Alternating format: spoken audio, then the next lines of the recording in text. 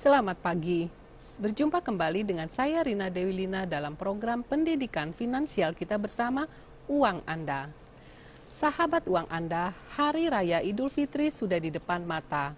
Pada saat seperti ini, sebagian besar sahabat Muslim tengah sibuk mempersiapkan diri menyambut datangnya hari kemenangan. Bagi Anda yang sudah di kampung halaman, selamat berkumpul dengan keluarga tercinta. Sedangkan yang masih dalam perjalanan, saya ucapkan semoga selamat sampai tujuan. Ada berbagai harapan yang muncul di benak sahabat Muslim saat hari raya. Keinginan untuk menjadi pribadi yang lebih baik, religius, dan bahagia umumnya menjadi harapan Anda semua. Bila demikian harapan Anda, maka saya ingin memotivasi sahabat Muslim semua untuk bisa memperoleh kebahagiaan finansial usai hari raya. Kebahagiaan finansial di sini bukan semata terpenuhinya berbagai kebutuhan hidup saat ini saja, melainkan juga kecerdasan dalam mempersiapkan hidup yang sejahtera di masa depan. Bila dalam episode minggu sebelumnya saya mengajak Anda untuk cerdas mengelola THR dan keuangan menjelang hari raya, maka hari ini saya ingin mengajak sahabat semuanya untuk cerdas dalam memilih investasi yang sesuai dengan profil risiko Anda sendiri. Pertanyaan mendasar yang sering datang kepada saya, apa yang dimaksud dengan investasi? Investasi sering disebut juga sebagai penanaman modal. Maksudnya Anda menanamkan sejumlah uang untuk membeli suatu aset dengan tujuan memperoleh keuntungan dalam jangka waktu tertentu. Tapi perlu Anda ketahui bahwa semua jenis investasi apapun memiliki resikonya masing-masing. Tidak satu pun yang berani menggaransi Anda akan memperoleh keuntungan setiap saat dari investasi yang Anda tanamkan.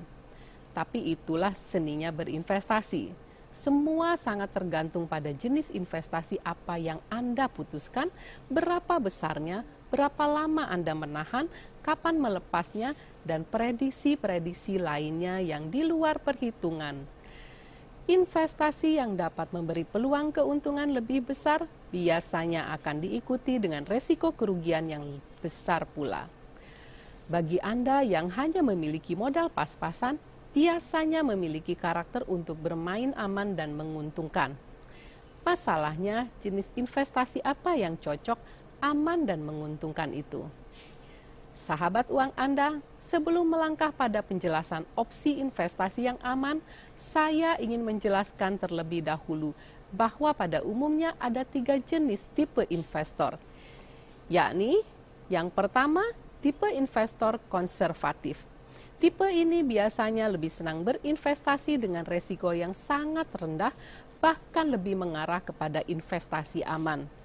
Maksudnya, investor menaruh dana yang dimiliki dalam bentuk bunga tabungan, rekening pasar uang, reksadana, obligasi pemerintah, sertifikat deposito, dan properti.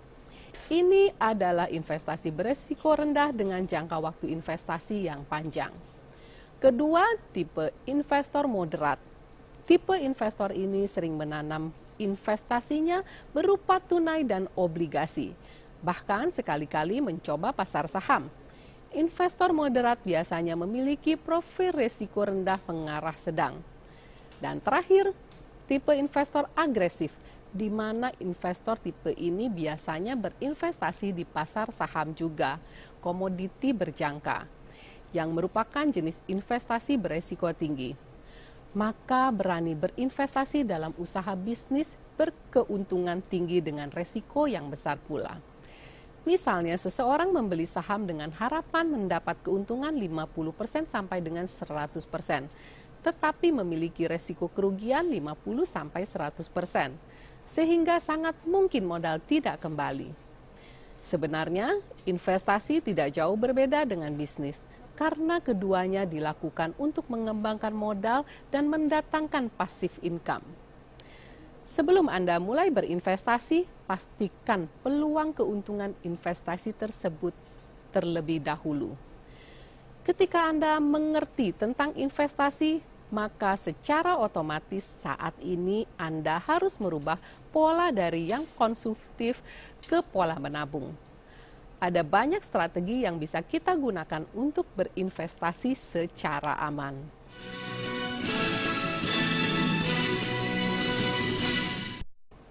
Baiklah, pada episode kali ini saya tidak membuka line telepon bagi Anda.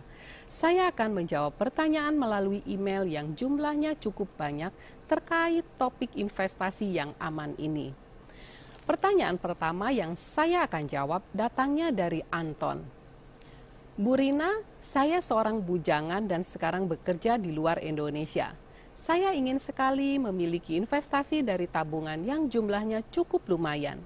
Sebenarnya saya sempat ditawari beberapa jenis MLM ataupun networking via internet dengan segala janji manisnya. Sehingga saya jadi bingung. Untuk itu saya mohon pencerahannya dari Ibu. Terima kasih. Mas Anton, wah, saya tidak menyangka mendapat pertanyaan dari sahabat uang Anda yang sedang bekerja di luar negeri.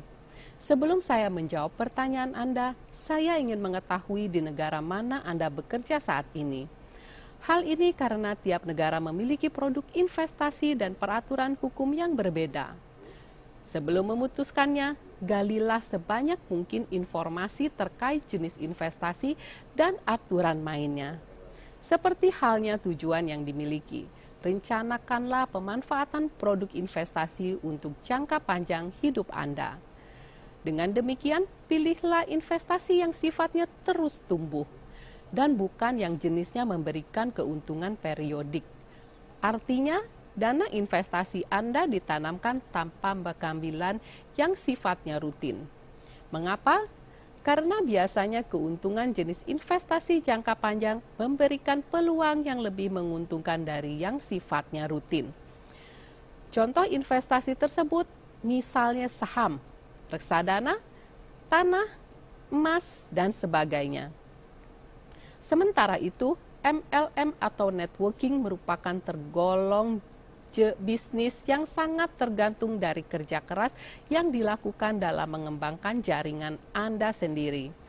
Besarnya keuntungan yang Anda peroleh berdasarkan luasnya anggota jaringan yang berhasil Anda bentuk. Anggota jaringan Anda juga haruslah yang sama aktifnya dengan Anda. Jadi di sini tidak hanya cukup modal uang. Karena termasuk bisnis, maka potensi keuntungannya bisa lebih besar lagi. Tapi resikonya tentu saja sebanding. Sedangkan bila berinvestasi di Indonesia, pilih jenis investasi dalam bentuk produk keuangan yang stabil tanpa harus banyak evaluasi. Memiliki jangka waktu yang panjang dan tidak memiliki banyak waktu untuk melakukan transaksi. Saya sarankan produk keuangan, bukan bisnis. Ini karena perlindungan hukumnya lebih jelas, sehingga Anda tidak perlu khawatir dengan resiko penipuan. Apalagi Anda tidak bisa mengawasinya setiap saat, karena sedang bekerja di luar negeri. Produk yang saya sarankan yaitu sebagian besar reksadana campuran atau reksadana saham, dan sebagian kecil 10% sampai 20% pada deposito bank pemerintah. Saya tidak menyarankan Anda untuk mengambil investasi saham. Hal ini karena jenis investasi ini memerlukan evaluasi yang rutin dan transaksi yang sering, jika ingin mendapatkan keuntungan yang optimal. Sedangkan deposito tetap saya sarankan walau hanya dalam jumlah kecil. Mengapa? Karena bisa sebagai dana cadangan jika sewaktu-waktu membutuhkan dana tunai dengan segera. Demikian Mas Anton, semoga jawaban saya bisa menjadi masukan yang baik untuk Anda. Selanjutnya saya akan beralih pada email yang datangnya dari Mbak Alia Yogyakarta. Bu Rina, saya ingin sekali berinvestasi emas. Hanya saja saya bingung untuk menentukan apakah berupa emas perhiasan ataupun batangan. Apakah Ibu bisa menjelaskan kelebihan dan kelemahan dari jenis investasi emas ini? Terima kasih. Mbak Alia yang baik, emas merupakan salah satu jenis investasi yang populer, khususnya bagi kaum perempuan seperti kita. Nilai dari logam mulia ini cenderung naik dari tahun ke tahun minimal 10% dalam kondisi ekonomi yang cukup baik. Jika Anda ingin berkebun emas, sebaiknya berupa koin emas batangan dan koin, bukan emas perhiasan. Mengapa? Karena dalam emas perhiasan biasanya dikenakan biaya pembuatan yang akan menyusut ketika Anda berniat menjualnya kembali.